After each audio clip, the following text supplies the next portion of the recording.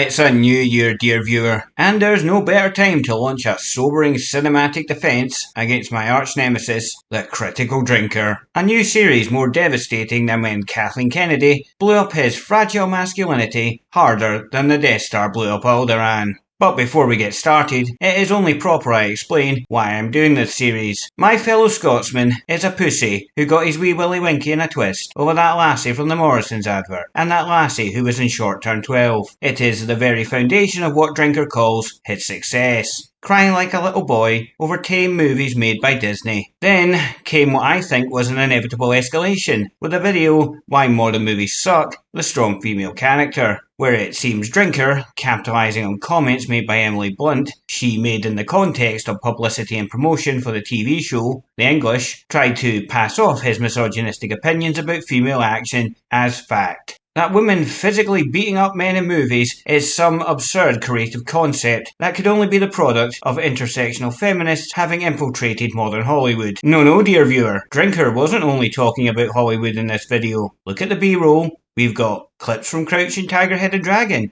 and the Hong Kong movie Chungking Express. Drinker's partner in his long-standing open bar relationship, I believe, had a hand up Drinker's arse in this video. Mauler, you claim to have seen an insane amount of movies. So if your knowledge of film is so vast, why haven't you at least heard of Moon Lee and Yukari Oshima? Here is a sample of Moon Lee. Yeah, isn't she cute? I don't think Drinker would have risked publishing this video if he knew such movies existed. My theory is Drinker relies on Mauler to tell him if anything from cinematic history could compromise him. The intent with this video is debatable, but what isn't debatable is that this video contains Drinker's definitive views on the subject of female action. Drinker would continue talking shit about female action in his content, another notable example being the video The Death of the Girl Boss, where he made the statement that trying to make action movies appeal to a female audience doesn't work. That trying to attract female audiences into a male-dominated genre with clumsy pandering doesn't work and never will work. Sorry, Drinker, but you are wrong.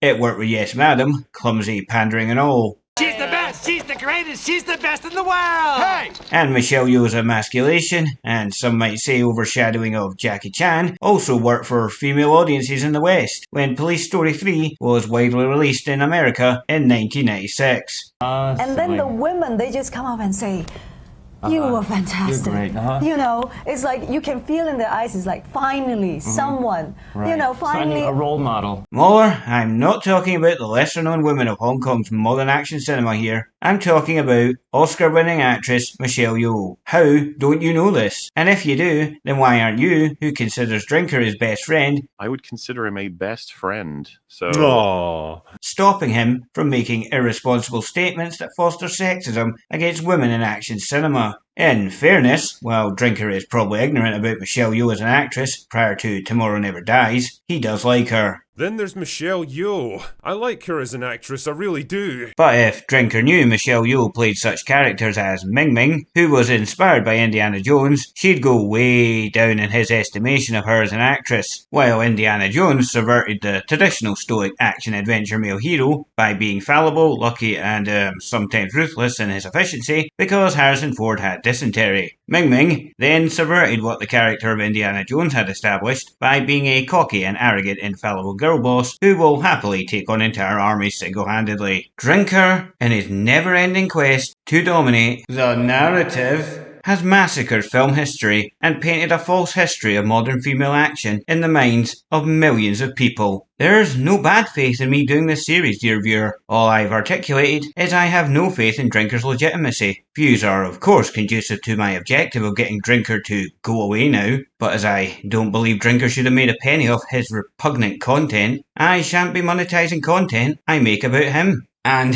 lastly, before I begin, I want to address the issue of Mauler's Welsh Ministry of Truth, EFAP. One can't help but notice when someone has the audacity to question Drinker's integrity that often, to paraphrase the lyrics of a song by Warren Zevon, send Mauler rags and fringy, the shit has hit the fan, come and get Daddy Drinker out of this. Apparently, Drinker just doesn't want the beef, and Mauler is simply acting as his friend. I say it's because drinkers' opinions are barely defendable on the internet, let alone outside of it. If you disagree, drinker, very well. Seeing as you're willing to travel to America for an audience with Benny Johnson, please select a public venue anywhere in Scotland and come and have a discussion with myself and your other fellow Scottish citizens and live stream it on your main YouTube channel. And what? What if you don't agree to do this? Well, you are a coward, as you only stick to your own and others' echo chambers and only crawl out from them to do public relations in the safest of spaces. You are never going to agree to do this, drinker. Therefore,